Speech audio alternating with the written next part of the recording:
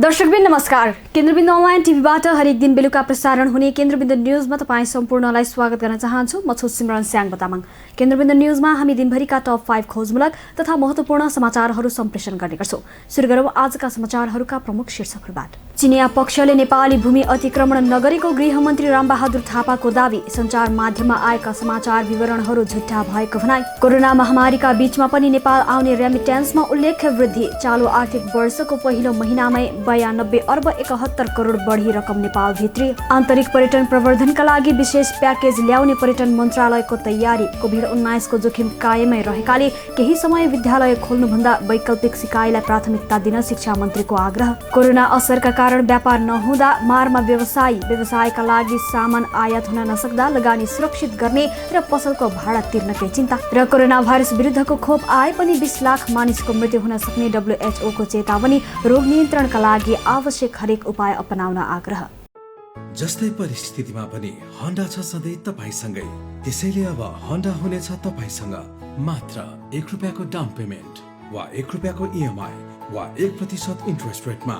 थप जानकारीका लागि यी नम्बरमा कल गर्नुहोस् वा माथि दिएको लिङ्क क्लिक गर्नुहोस्। होन्डा छ सधैँ तपाईसँगै। समाचार सुरु गरौँ विश्वव्यापी महामारीको रूपमा फैलिरहेको कोरोना भाइरस सम्बन्धी अपडेटबाट। विश्वभर कोरोना भाइरस संक्रमितको संख्या 3,28,07,000 नाघेको छ भने संक्रमणबाट मृत्यु हुनेको संख्या 9,94,000 नाघेको छ। त्यस्तै विश्वभर निको भएर घर फर्किनेको संख्या 2,41,79,000 नाघेको छ। यता नेपालमा आज शनिबार 8 जना संक्रमितको मृत्यु भएको छ। यससँगै कुल मृत्यु हुनेको संख्या 467 पुगेको छ। त्यस्तै शनिबार नेपालमा 1,207 जना संक्रमित थपिएका छन्। यो सहित नेपालमा कुल संक्रमितको संख्या 71,821 पुगेको छ। विगत 24 घण्टाको अवधिमा काठमाडौँ उपत्यकामा मात्र 724 जनामा कोरोना संक्रमण पुष्टि भएको छ। त्यसमध्ये काठमाडौँ जिल्लामा 583 जना, भक्तपुरमा 63 र ललितपुरमा 78 जनामा संक्रमण पुष्टि भएको छ। यससँगै काठमाडौँ उपत्यकामा कोरोना संक्रमितको कुल संख्या 20,708 पुगेको छ। स्वास्थ्य तथा जनसङ्ख्या मन्त्रालयका प्रवक्ता डाक्टर जागेश्वर गौतमका अनुसार शुक्रबार 1,147 जना कोरोना संक्रमण मुक्त भएका छन्।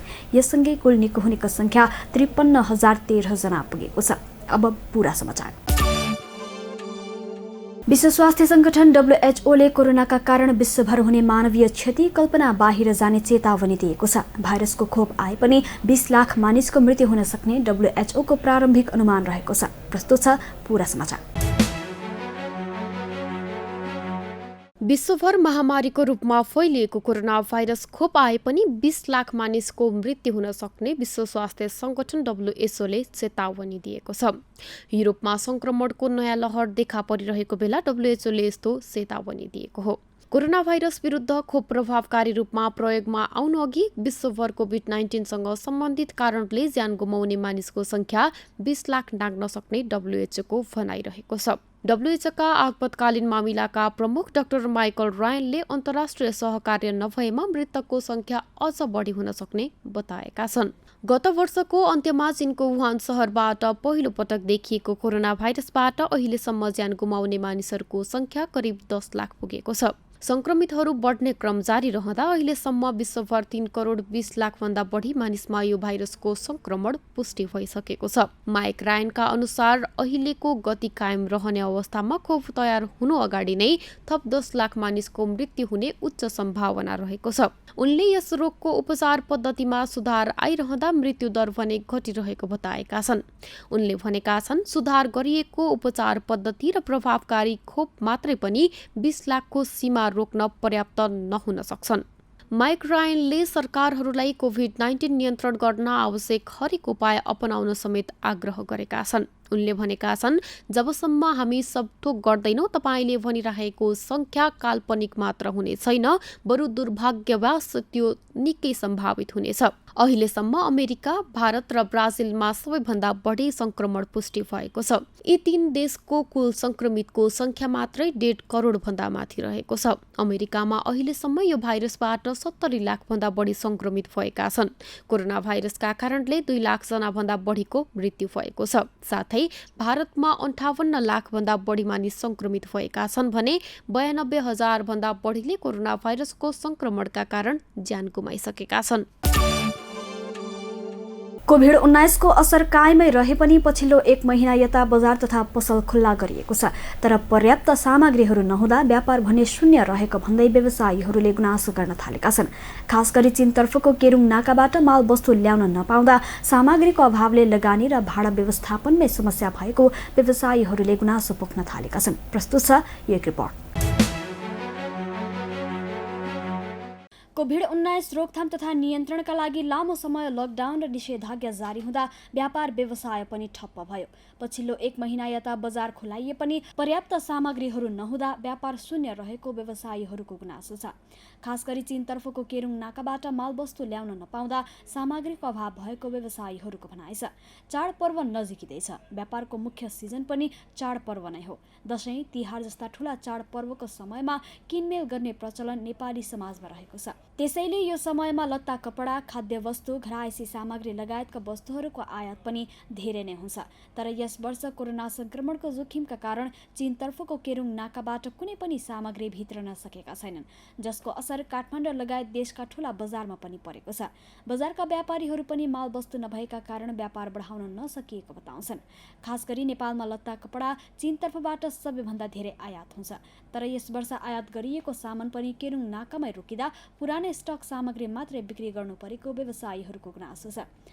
बजारमा पर्याप्त सामग्री नहुँदा बजार मूल्य पनि महँगो हुने भएकाले व्यापार कम हुने चिन्तामा व्यवसायीहरू रहेका छन्। उनीहरूको रासो उठ्छ, त्यहाँबाट खर्च निक्लिन्छ सबैजनाको, होइन। अब कर्मचारीहरूलाई पनि त्यसरी पाल्नुपर्छ। हामीलाई पनि प्लस हाम्रो सामान आउँछ, सामान त्यसको दसैँको बेलामा बेच्न नपाउँदाखेरि कति छटपट हुन्छ मान्छेले, कति मान्छेले छाती पोल्छ, कति बाबुको सम्पत्ति ऋण राखेर हामीले यहाँनिर के अरे सामान मगाएका छौँ। 3टा पुँजी हाम्रो गइसक्यो त्यहाँनिर केरुङमा। यता मङ्सिरमा हामीले जुन सामान हालेको थियो लोसार अगाडिको त्यो पुँजी गयो, फेरि खुल्छ बाटो, फेरि आउँछ कि भनेर त्यतिखेर अब त्यस्तै सामान त्यही समयअनुसारको सामान थियो। अब अहिले फेरि गर्मीको सामान हाल्नु पर्यो र बिचमा पनि फेरि सामान हालेको छ, हामीले ऋणी गरेर हालेको आखिर सामान त्यो पनि आइदिएको छैन। काठमाडौँको न्यू रोड, असन, भोटेबहाल लगायतका क्षेत्रमा पुग्दा व्यवसायीहरूले अहिलेको सिजन लत्ता कपडा बिक्रीका लागि मुख्य सिजन भए पनि आवश्यक सामग्री नहुँदा व्यापार कम भएको बताएका छन्। चीनतर्फको नाका बन्द हुँदा आयात रोकिएकाले यस वर्ष चिसो मौसमका कपडाहरूको समेत अभाव हुन सक्ने व्यापारीहरूको भनाइ छ। व्यापार नै कम हुने भएपछि कसरी लगानीलाई सुरक्षित गर्ने र पसलको भाडा तिर्ने भन्ने चिन्तामा अहिले व्यवसायीहरू रहेका छन्। सामान छैन हेर्नुहोस्, होइन। अब चाइना बन्द छ, सामान आएको छैन।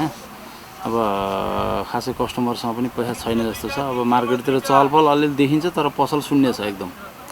पसल ठप्पै छ। बिहानदेखिबाट 1 पिस बनी मात्र गरेर बसेको छु हेर्नु, होइन। अब बजारमा सामान खोज्न गयो भने केही पनि पाएको छैन। नेपालीहरू अलि निस्किएको छ, नेपाली मालहरू त्यही नै हो। सोच्न सकेकै छैन हामीले अब कसरी चलाउने, कसरी चल्ने, पुरा अन्धधुन्ध छ हेर्नुहोस्, होइन। चल्न सक्ने अवस्थै छैन। नेपालमा कोभिड-19 संक्रमणको जोखिम बढ्दै जाँदा व्यवसायीहरूले चीनबाट केरुङ नाका हुँदै सामान आयात गर्न सकेका छैनन्। केरुङ नाकामा आएका 1000 भन्दा बढी कन्टेनर पनि रोकिएका छन्। त्यसको असर नेपाली बजारमा देखिएको छ। व्यवसायीहरूले सामान छुटाउन सरकारले नै पहल गर्नुपर्ने बताएका छन्। कन्टेनरहरू छुटाउन नसके बजारमा सामानको अभाव हुने र महँगी बढ्ने भएकाले सर्वसाधारण मारमा पर्ने उनीहरूको भनाइ छ। विगत 6 महिनादेखि ठप्प रहेको पर्यटन क्षेत्रलाई चलायमान बनाउन सरकारले विशेष प्याकेज ल्याउने तयारी गरेको छ। आन्तरिक पर्यटन प्रवर्धनका लागि विशेष प्याकेज ल्याउने गरी सरकारले तयारी थालेको हो। यता देशको शिक्षा क्षेत्र भने अझै नखुल्ने देखिएको छ। शिक्षा, विज्ञान तथा प्रविधि मन्त्री गिरिराजमणि पोखरेलले कोभिड-19 को जोखिम कायमै रहेकाले केही समय विद्यालय खोल्नुभन्दा वैकल्पिक सिकाइ प्रणालीलाई नै प्राथमिकता दिन आग्रह गरेका छन्। हेरौँ पूरा समाचार। कोरोना संक्रमणको दर न्यून हुँदै गए सरकारले आन्तरिक पर्यटन प्रवर्धनका लागि विशेष प्याकेज ल्याउने तयारी गरेको छ। विगत 6 महिनादेखि ठप्प रहेको पर्यटन क्षेत्रलाई चलायमान बनाउन सरकारले विशेष प्याकेज ल्याउने तयारी गरेको हो। संस्कृति पर्यटन तथा नागरिक उड्डयन मन्त्री योगेश कुमार भट्टराईले संक्रमणको अवस्था कम हुने बित्तिकै सङ्गठित क्षेत्रका व्यक्तिहरूलाई सङ्गठित रूपमा देश दर्शन गराउने बताए। शनिबार आयोजित कार्यक्रमलाई सम्बोधन गर्दै मन्त्री भट्टराईले संस्थान, वित्तीय क्षेत्र, शिक्षा क्षेत्रका व्यक्तिहरू, शिक्षक र कर्मचारी सबैलाई सङ्गठित रूपमा देश दर्शन गराउने तयारी सरकारले गरेको मन्त्री भट्टराईको भनाइ छ। उनले यो अभियानमा साथ दिन निजी क्षेत्रहरूलाई आग्रह समेत गरे। विश्वका जुनसुकै मुलुकले पनि आगामी 2 वर्ष आन्तरिक पर्यटनलाई जोड दिने नीति लिएको उल्लेख गर्दै उनले नेपालको सन्दर्भमा पनि आन्तरिक पर्यटनले नै धाराशायी बनेको पर्यटन क्षेत्रलाई माथि उकास्न सहयोग पुर्याउन उनको भनाइ छ। आउने 1.5 वर्ष 2 वर्ष हरेक देशले आफ्नो आन्तरिक पर्यटनमा जोड दिएको देखिन्छ, किनकि मान्छे अझै ढुक्कसितले समुद्र पार गइहाल्छ जस्तो लाग्दैन, ऊ अझै पनि सङ्कोचमा छ। त्यसको मतलब हाम्रो पर्यटन व्यवसायको रिभाइभ हुने मुख्य आधारहरू के हो त भन्दा आन्तरिक पर्यटन हो। त्यसका केही उपाय हामीले खोजिरहेका छौँ, तर तपाईँहरूले पनि त्यसको अध्ययन गरिनु भएको छ। सरकारले देश दर्शन भनेको छ। अलिकति कोरोनाको सङ्क्रमणको स्थिति कम हुँदै यसको ग्राफ ओह्रालो लागेपछि सरकारले सङ्गठित क्षेत्रलाई, आफ्ना कर्मचारीहरूलाई, संस्थान, वित्तीय क्षेत्र लगायत सरकारका शिक्षा क्षेत्रका कर्मचारीहरू, शिक्षकहरू सबैलाई एकपटक सङ्गठित ढङ्गले देश दर्शनको अभियानमा उतार्छ। मन्त्रालयले आन्तरिक पर्यटन प्रवर्धनका लागि नै हप्तामा 2 दिन सार्वजनिक बिदाको अवधारणा अघि सारेको मन्त्री भट्टराईको भनाइ छ। हप्तामा 2 दिन बिदाको व्यवस्था मिलाउन विभिन्न मन्त्रालयहरूसँग अन्तर मन्त्रालय छलफल भइरहेको उनले जानकारी दिए।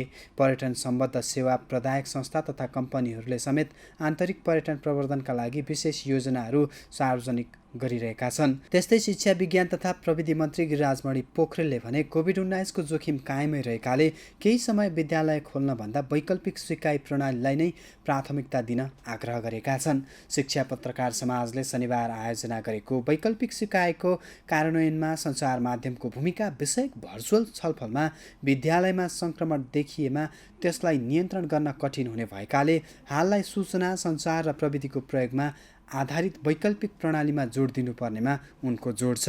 मन्त्री पोखरेलले न्यूनतम सिकाइको सुनिश्चितताका लागि सरकारले आकस्मिक कार्ययोजना ल्याई यही असोजको पहिलो साताबाट कार्यान्वयन सुरु गरिसकेकाले सबै स्थानीय तहमा सम्बन्धित विद्यालयमा शिक्षकहरूलाई अनिवार्य पुग्नका लागि निर्देशन दिएको जानकारी दिए।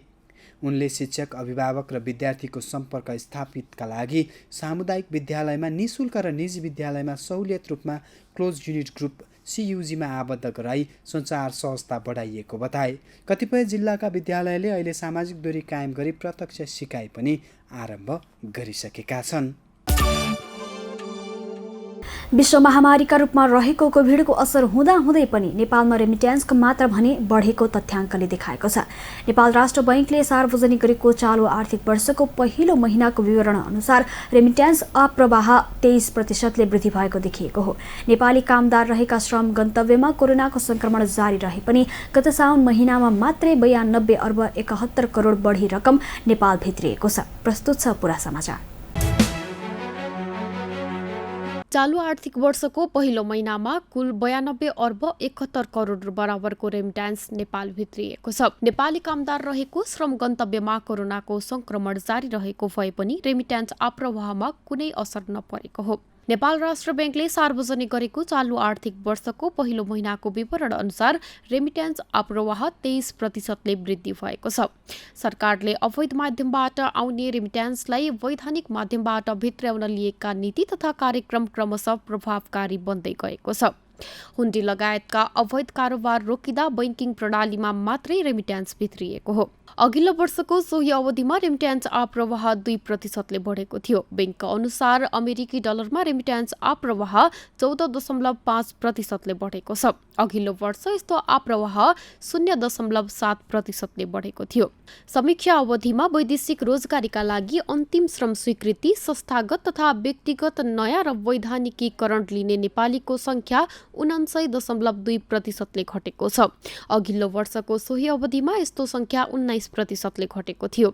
यस्तै वैदेशिक रोजगारीका लागि पुनः श्रम स्वीकृति लिने नेपालीको संख्या समीक्षा अवधिमा 80% घटेको छ।